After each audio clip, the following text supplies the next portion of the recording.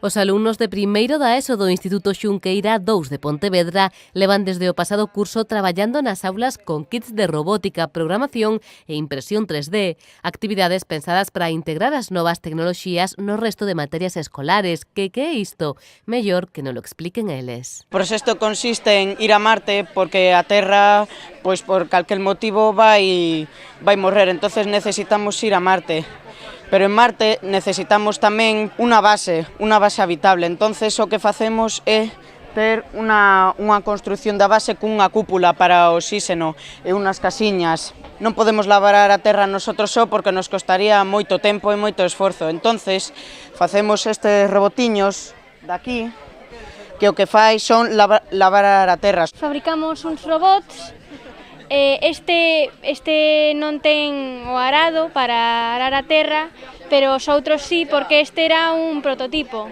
As pezas do robot fixéronse pola máquina de impresión 3D, e as demais pezas as mercamos. O Centro Pontevedrés incorporou tamén este ano o libro digital, todas propostas enmarcadas na Estrategia Galega para a Educación Digital da Consellería de Educación.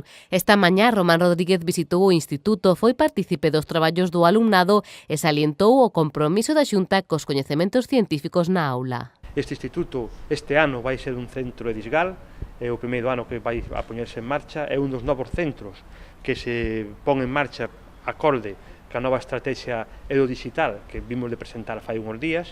E, en ese sentido, pois é un centro que dá oportunidades, que é o máis importante, está dando oportunidades aos seus alumnos en ámbitos como son as novas tecnoloxías, como é o mundo digital, que queiramos ou non, pois van a marcar xa non só as nosas redaccións individuales e personales, senón tamén pois o mundo laboral. O conselleiro subliñou a importancia de dar resposta aos desafíos educativos do futuro, un futuro no que eles terán moito que dicir. Parecíame interesante unha nova experiencia para crear robots, porque os robots son difíciles de fabricar e teñen moitas funcións e eu quería aprender esas funcións que necesitaban para poder facelo no futuro.